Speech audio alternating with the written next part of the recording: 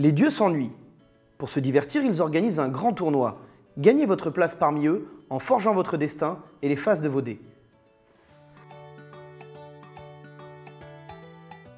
La boîte de jeu contient un plateau principal nommé les îles, un plateau secondaire nommé le temple avec son étui de rangement, une boîte thermoformée adaptée pour le rangement nommée les fondations, le matériel pour les 4 héros en couleur avec un plateau inventaire, 5 marqueurs de ressources, un pion héros et les 2 dés héros. 108 faces de dés, dont 60 pour le temple et 48 pour les dés des héros en début de partie. Un set de 15 cartes exploits et un set de 15 cartes exploits avancées. 4 jetons marteau, 8 jetons à usage unique dont 4 tritons et 4 cerbères, 4 tuiles de coffre, 8 jetons 100 points de gloire, un jeton premier joueur et un jeton compte tour. Un livret de règles et un guide du héros détaillant les effets des cartes et les phases de dés. Amassez le plus de points de gloire pour remporter la victoire et devenir un demi-dieu. Avant votre première partie, vous devez assembler les dés héros comme ceci. Assemblez les 4 dés solaires avec chacun une face un cristal solaire et 5 faces un or. Assemblez les 4 dés lunaires avec chacun une face un cristal lunaire, une face 2 points de gloire et 4 faces un or. Les faces des dés restantes doivent être rangées dans les bassins du temple comme présenté sur son étui, à savoir 40 faces dans les 10 bassins du sanctuaire et 20 faces dans les 5 bassins des jardins.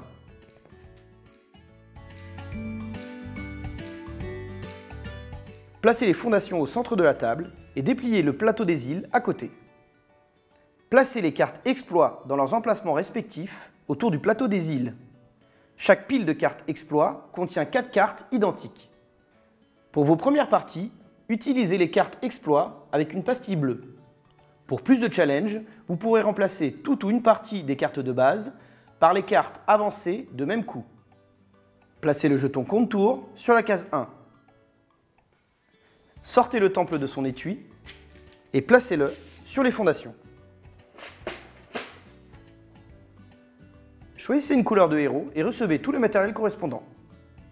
Placez le plateau inventaire des héros devant vous, les 5 marqueurs de ressources sur chaque emplacement 0 et les 2 dés solaires et lunaires sur leur emplacement dédié. Enfin, placez votre pion héros sur son portail originel. Le plus jeune joueur est désigné premier joueur. Il prend le marqueur correspondant et le place devant lui. Il le conserve jusqu'à la fin de la partie. Ajustez votre réserve d'or en fonction de votre placement. Le premier joueur commence avec 3 ors, le deuxième 2, le troisième 1 or et rien pour le quatrième. Chaque pile de cartes exploit ne contient que 3 cartes identiques. Le premier joueur commence avec 3 ors, 2 pour le second et 1 pour le dernier. Chaque pile de cartes exploit ne contient que 2 cartes identiques. Retirez aléatoirement 2 faces de dés de chacun des bassins du sanctuaire. Le premier joueur commence avec 3 ors, le second 2. Au recto d'une carte exploit, il y a les points de gloire que vous rapporte la carte en fin de partie, les effets éventuels de la carte, le type des effets et le coût de la carte. Au verso d'une carte exploit, il y a les éventuels effets permanents de la carte, le type des effets permanents et une pastille bleue s'il s'agit d'une carte de base. Il y a 4 réserves pour les 3 ressources du jeu: l'or, les cristaux solaires et les cristaux lunaires. La dernière réserve comptabilise les points de gloire que vous allez remporter pendant la partie avec une ligne pour les unités et une ligne pour les dizaines.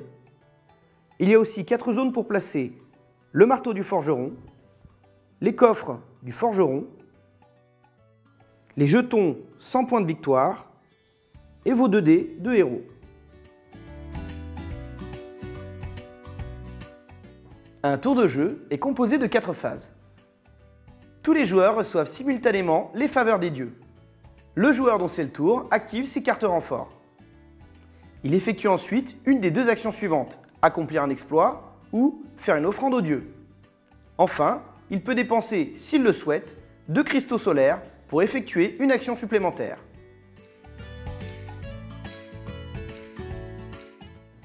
Tous les joueurs reçoivent les faveurs des dieux en lançant leurs 2 dés héros. Ils les placent ensuite sur leur plateau, puis reçoivent les ressources en appliquant les résultats. Ouais, allez tout le monde. Lancez les... Ouh, je gagne 5 or moi. À 2 joueurs, lancez une seconde fois les dés et appliquez leurs résultats.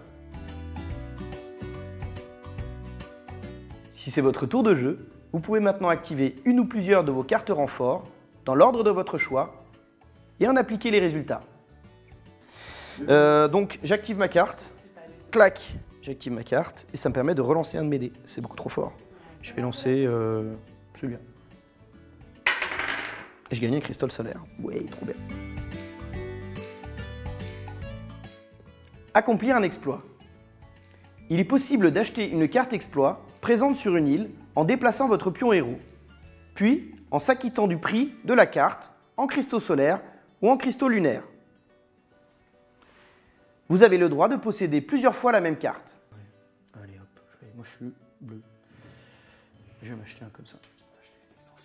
Hop, non, je préfère les coffres. Alors le coffre, le truc, ça se met ici, comme vous voyez.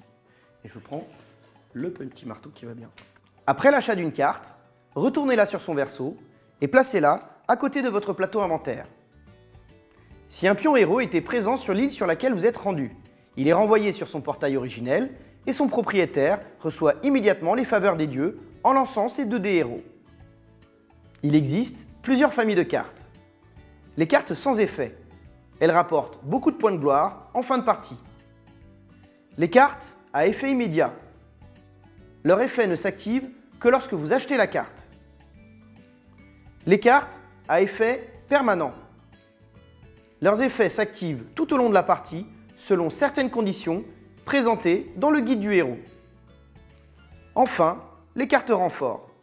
Ces cartes s'activent une fois par tour lors de votre phase renfort. Elles permettent de gagner des ressources ou des points de gloire. Faire une offrande.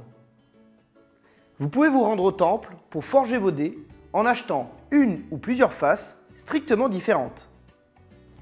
Payez en or le coût des faces choisies en ajustant sur votre plateau. Puis, forgez la face nouvellement acquise sur l'un de vos dés en retirant une ancienne face. Non, c'est 2 ? Ouais, 2 de plus, ouais. Ok, ben je vais prendre Tu vois comme ça? Okay. Ouais. Hop. Ouais, vaut mieux dépenser son argent. Ouais. Ok. Vaut mieux optimiser ses actions. Genre, tu vas au temple, tu vas qu'une seule fois dans la partie, quoi. Non, j'exagère, mais c'est un peu l'idée. Les faces retirées sont conservées à côté de votre plateau. Il existe plusieurs types de faces de dés. Les faces simples. Elles permettent d'ajouter à votre dé une face offrant une ressource unique. De l'or, des cristaux solaires, des cristaux lunaires ou des points de gloire. Les faces hybrides permettent d'ajouter à votre dé une face offrant plusieurs ressources au choix. Le symbole x3 permet d'ajouter à votre dé une face qui multiplie par 3 l'effet du second dé. Le symbole miroir permet d'ajouter à votre dé une face qui copie l'effet d'un dé adverse. Dépensez 2 cristaux solaires pour réaliser une action supplémentaire. Cette dépense ne peut être faite qu'une seule fois par tour. Votre tour est maintenant terminé. Continuez à jouer dans le sens des aiguilles d'une montre, un joueur après l'autre, jusqu'à la fin de la partie. La partie se termine au bout du 9e tour, à 2 ou 4 joueurs. À 3 joueurs, la partie s'achève à l'issue du 10e tour. Comptez ce nombre de tours grâce au déplacement du jeton correspondant. Une fois la partie terminée, faites la somme de vos points de gloire, ceux de vos cartes exploits et ceux acquis pendant la partie. Le joueur qui en possède le plus est déclaré vainqueur. Prêt à devenir des demi-dieux? Alors, à vous de jouer!